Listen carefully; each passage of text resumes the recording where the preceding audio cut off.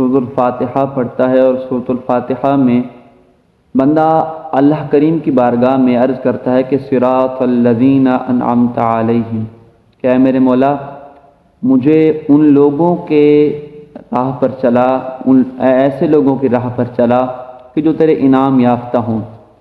پھر سوال کرتا ہے، ذہن میں سوال آتا ہے کہ بندہ مومن رب سے پوچھتا ہے کہ میرے مولا اب میں نے سوال تو کر دیا، اب مجھے یہ بھی بتا، یہ بھی ارشاد فرما کہ تیرے انعام یافتہ بندے کون ہیں؟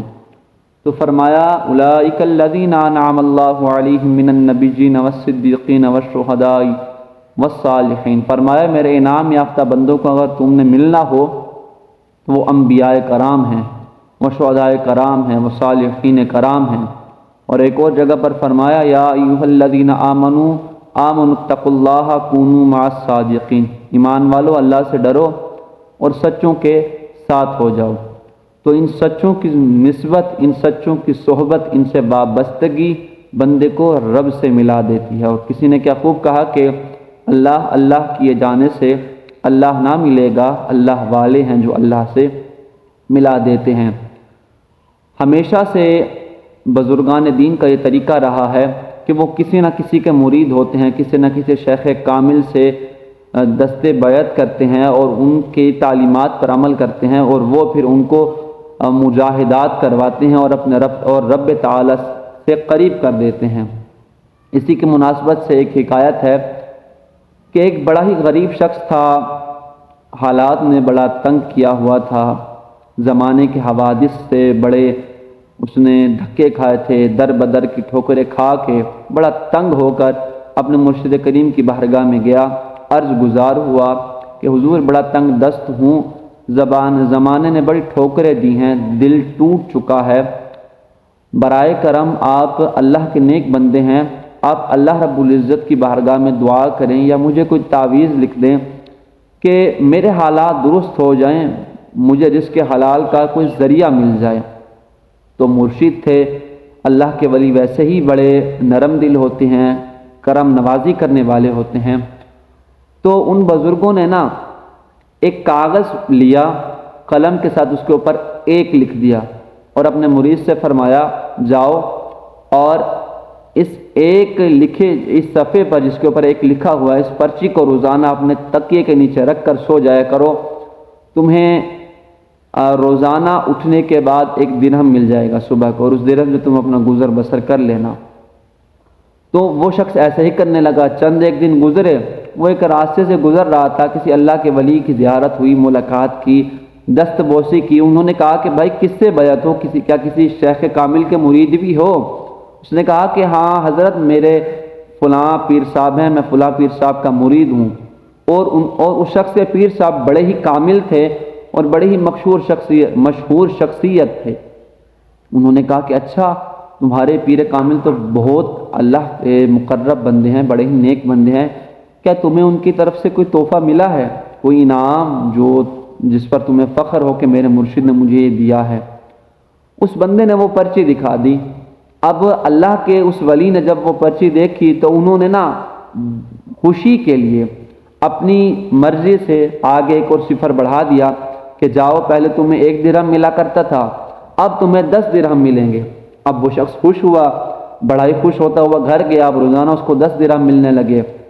اب ایک مرتبہ وہ کسی شہر کی طرف گیا کسی کام کے لیے، شہر میں گیا تو وہاں بڑا نیک شخص تھا، تو اسے کسی اللہ کے ولی سے ملاقات کا شوق پیدا ہوا، گیا وہاں ایک اللہ کے ولی تھے، ان سے ملاقات کی، انہوں نے بھی یہی سوال کیا اتفاق کہ بھائی تم کسی پیر کامل کے مرید بھی ہو؟ اس نے کہا کہ میں فلاں پیر صاحب کا مرید ہوں۔ انہوں نے سنا تو وہ بھی خوش ہوئے، انہوں نے ہی وہی سوال کیا کہ کیا تمہارے پیر صاحب نے تمہیں کوئی انعام یا کوئی ایسی چیز دی ہے کہ جس پر تم فخر کر سکو؟ اس نے وہ پرچی دکھائی تو انہوں نے پھر آگے ایک اور صفر بڑھا دیا، پہلے 1 درہم ملتا تھا، پھر 10، اب 100۔ اب دوبارہ اس کے ساتھ ایک ایسا اتفاقاً معاملہ ہوا کہ وہ 100 درہم سے 1000 درہم ہو گئے۔ کسی ایک اور اللہ کی وجہ سے ملاقات ہوئی، انہوں نے پھر آگے صفر بڑھا دیا، اب اس بندے کو روزانہ کا 1000 درہم، 1000 روپے بغیر کسی محنت کے صبح مل جاتا تھا۔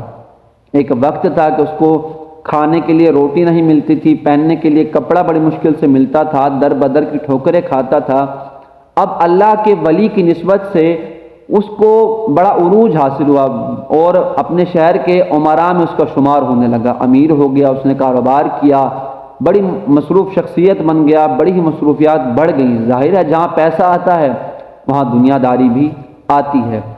اب وہ شخص اپنی دنیا داری میں مگن ہو گیا، کل تک ضرورت تھی تو اپنے مرشد کو یاد کیا، اب بھول گیا۔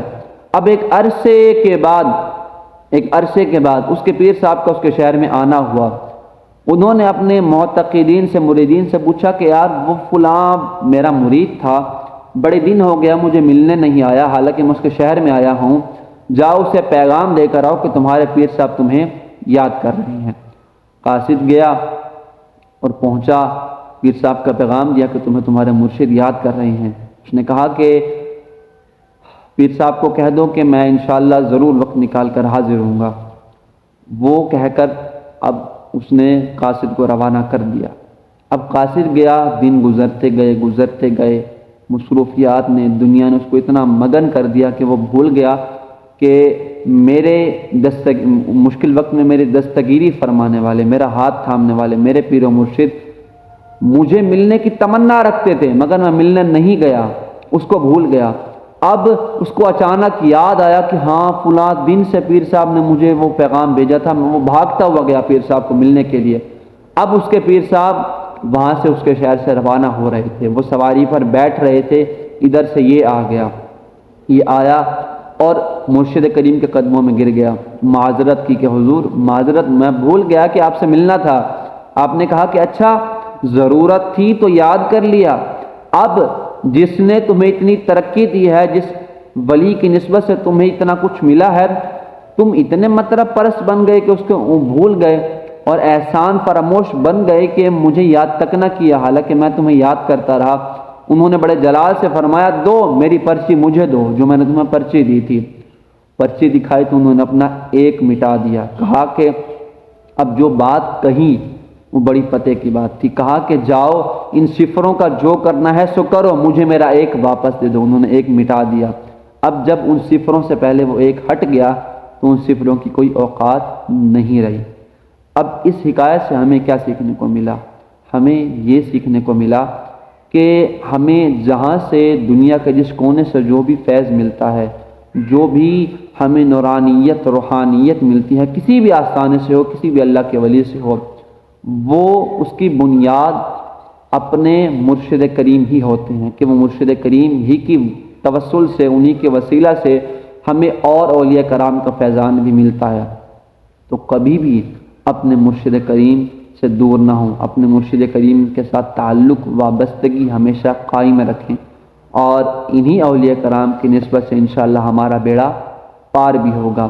یہ حکایت ہمیں ہمارے استاد صاحب نے سنائی تھی، اور یہ حکایت جسے کہتے ہیں نا کہ دل میں بیٹھ گئی، ہے سادہ سی بات، اگرچہ بعض لوگ کہیں گے یار یہ فرضی حکایت بھی ہو سکتی ہے، مگر اس حکایت میں ہمارے لیے ایک بہت بڑا سبق ہے، سیکھنے کا امر ہے کہ ہمیں اپنے مرشد کریم سے ہمیشہ وابستگی رکھنی چاہیے، اچھا وقت ہو یا برا وقت ہو۔